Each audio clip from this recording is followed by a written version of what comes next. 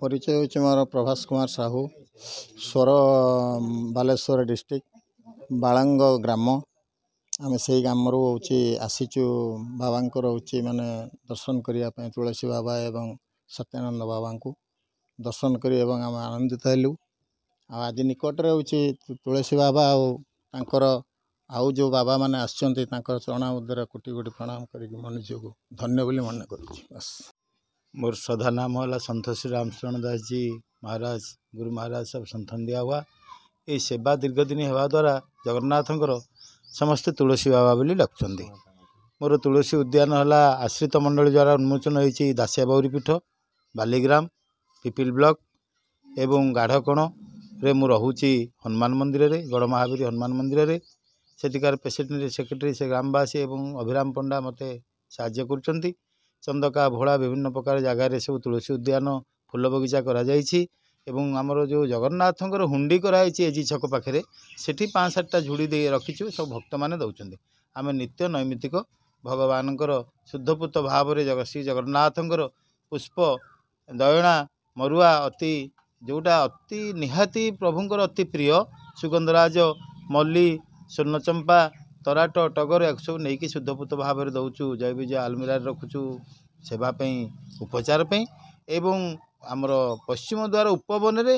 प्रशासक तरफ गोटे सेवा अच्छी सब आमर नाकचणा उदपदक गभा एवं झुंपा जहाँ जहाँ महाप्रभुंकर प्रिय जिनिस सब अलंकार तैयारी होची सेठी माल पे दौचु गेंडू विभिन्न समय विभिन्न प्रकार फूल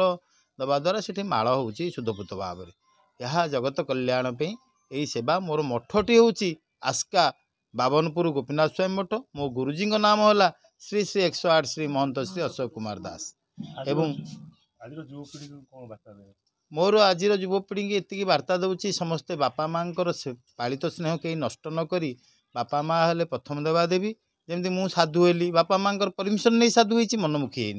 है गुरु करी बाबा माँ ऑर्डर अच्छी सेवा करने ये सेवा मत प्राप्त होती दासिया बाउरी ठारू दासिया बाउरी सेवा थिला आपन जानिथिबे देउल भितर पशिगले दासिया हांडी गोटे अच्छी जो महाप्रसाद आउची दासिया ना बाई हांडी बाईया ना ये सब जो कथा रही जे हे दासिया तुलसी हे दासिया पणस दासिया नड़िया दासिया जो आंब देते ये सेवा कौन प्रकार मत प्राप्त होती प्राप्त हवा द्वारा आम ताकू नित्य नैमित्तिक दीर्घ दिन है कर ये करने द्वारा आम जुआड़े गले ए अभिभावक सहित देखा साक्षात होगा अभिभावक ग्राम को डाकिले जगन्नाथ किसी जिनस देवे अलंकार जावा ये तुलसी आ फूल टे दौरान प्रथम आसलु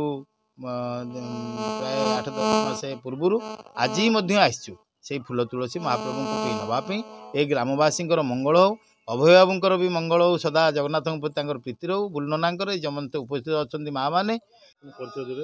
मालता विश्वाल मु बालेश्वर स्वर आसी बाबा को दर्शन कली मोर गोटे अनुभूति अच्छी मुझे 7 मास प्रेग्नेंट थी ये सान पुअटी मोर बाबा आश्रित मत हनुमान जी स्वप्न थे मन दुख कहीं करुचु मु तो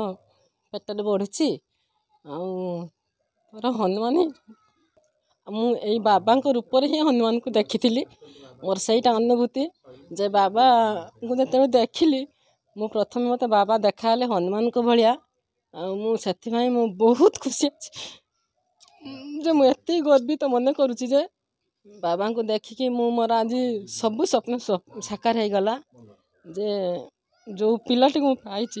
सी होती हनुमान पुत्र तांकरी आशीर्वाद मुझे जन्म देती बाबा को जिते देखिली मत हनुमान भाया देखाले मो बाबा को एतिकी माने मोर प्रार्थना करुच्ची मत सब बेले आशीर्वाद करतु मो पिला मानक जमती मु सब बेले खुशी रखा चेष्टा करी।